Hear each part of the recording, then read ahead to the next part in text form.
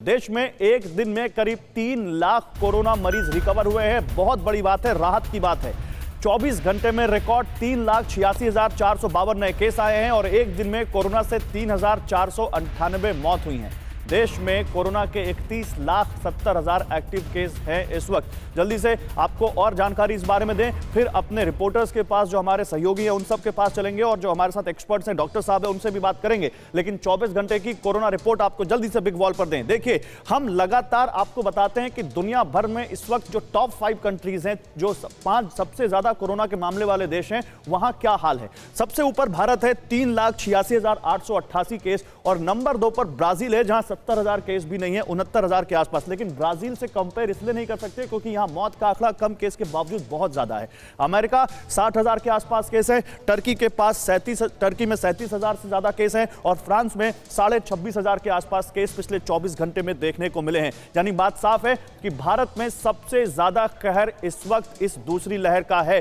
सुरेंद्र सिंह राजपूत साहब, एक छोटा सा रिएक्शन आपका रह गया। मैं यही पूछ रहा था आपसे कि आप ही लोग कह रहे थे कि सबके लिए वैक्सीनेशन शुरू करो। अब जब शुरू हो रहा है तो फिर अब आप लोग कह रहे हैं कि भाई हमें वैक्सीन नहीं मिल रही।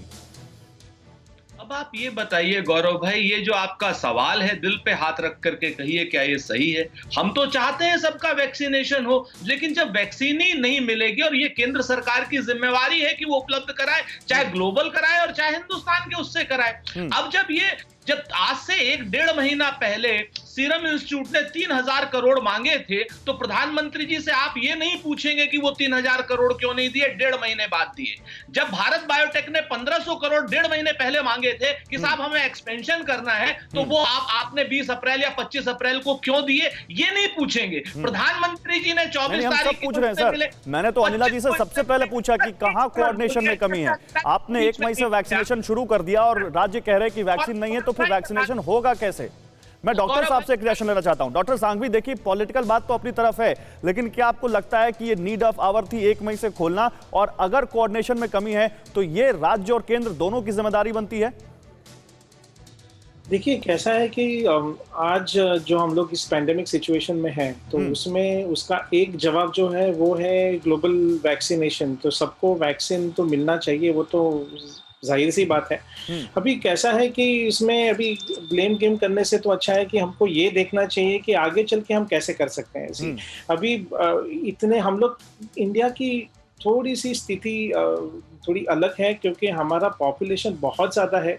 सबको वैक्सीनेशन देना, और वो वैक्सीनेशन का जो जिम्मा है वो आज इंडिया में 2 कंपनी ने उठाया है। तो 2 कंपनी से ये एक्सपेक्ट करना कि वो सबके लिए वैक्सीन 2 महीने में लाके तो दे फिर दे। एक सवाल यहाँ पर ये आता है कि ये पॉपुलेशन तो उस वक्त भी थी डॉक्टर साहब, जब ये फैसला लिया जा रहा था कि 1 मई से सबका वैक्सीनेशन शुरू होगा। ये तो इतना बड़ा देश तो तब भी था जब भारत में 2 कंपनियां ही वैक्सीन दे रही थी। तब उस समय फैसला लेते हुए क्या इन सब बातों का ख्याल रखकर कोई और रेशनल फैसला लिया जा सकता था? नहीं, शायद हम लोग ने, शायद आई थिंक कहीं ना कहीं हम लोग ने ये नहीं सोचा कि इंडिया में इतने सारे केसेस अचानक से आ जाएंगे, और हर चीज हमें इतना इमरजेंसी में सब जो अपने लॉजिस्टिक्स है उसको इतने जल्दी अपने को ये सब करना पड़ेगा। शायद उसी की वजह से ऐसा हुआ है। फिक्र आपकी, सोमवार से शुक्रवार रात 9 बजे सिर्फ TV9 भारतवर्ष पर।